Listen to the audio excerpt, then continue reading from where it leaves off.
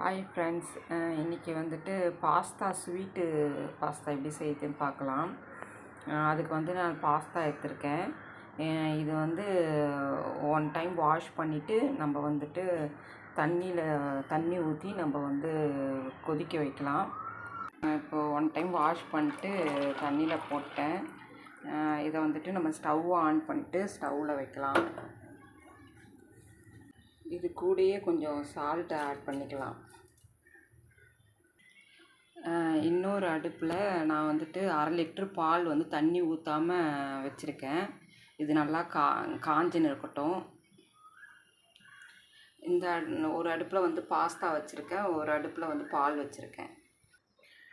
ஏலக்காய் பவுடர் வாங்குறத விட இப்படி ஹோல் ஏலக்காய் வாங்கிட்டு நம்ம கொஞ்சம் சர்க்கரை கூட போட்டு நம்ம வந்து பவுடர் பண்ணி நம்ம ஸ்டோர் பண்ணி வச்சுக்கலாம்.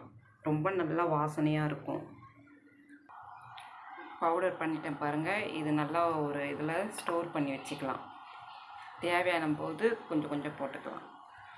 மில்க்கு நல்லா பாயில் ஆகுது. இப்போ வந்து சிம்மில் வச்சுருங்க. சிம்மில் வச்சுட்டு அது மட்டும் பாயில் ஆகட்டும் நல்லா. இப்போ வந்து கொதி வந்துடுச்சு. இப்போ வந்து பாயில் ஆகிடுச்சான்னு பார்க்கலாம். ஒரு ஸ்பூன் எடுத்து இது பண்ணி பாருங்கள், கட்டாக இருக்கும். இப்போ வந்து நம்ம வந்து ஸ்டவ்வை ஆஃப் பண்ணிடலாம். ஆஃப் பண்ணிவிட்டு பாயில் பண்ணி வச்சுருக்க பாஸ்தாவை வந்துட்டு நம்ம பாயில் பண்ண மில்கோடு நம்ம ஆட் பண்ணிக்கலாம்.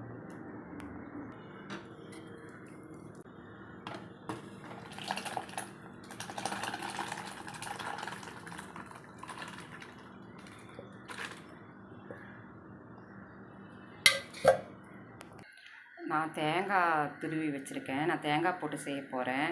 நீங்கள் நட்ஸு கூட போட்டு நெய்யில் வறுத்து நம்ம பாயாசத்துக்கெலாம் எப்படி போடுவோமோ அதுக்குள்ளே வறுத்து கூட போட்டுக்கலாம். நான் இன்றைக்கி நட்ஸு போடல, நான் தேங்காய் போடுறேன்.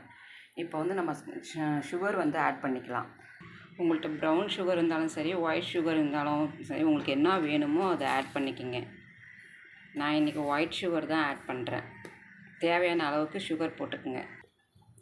இப்போ வந்து நம்ம நுணுக்கி வச்சுருக்க ஏலக்காய் பவுடர் கொஞ்சம் ஆட் பண்ணிக்கிறேன். ஆட் பண்ணிட்டு நம்ம தேங்காய் துருவல் கூட போட்டுக்கலாம்.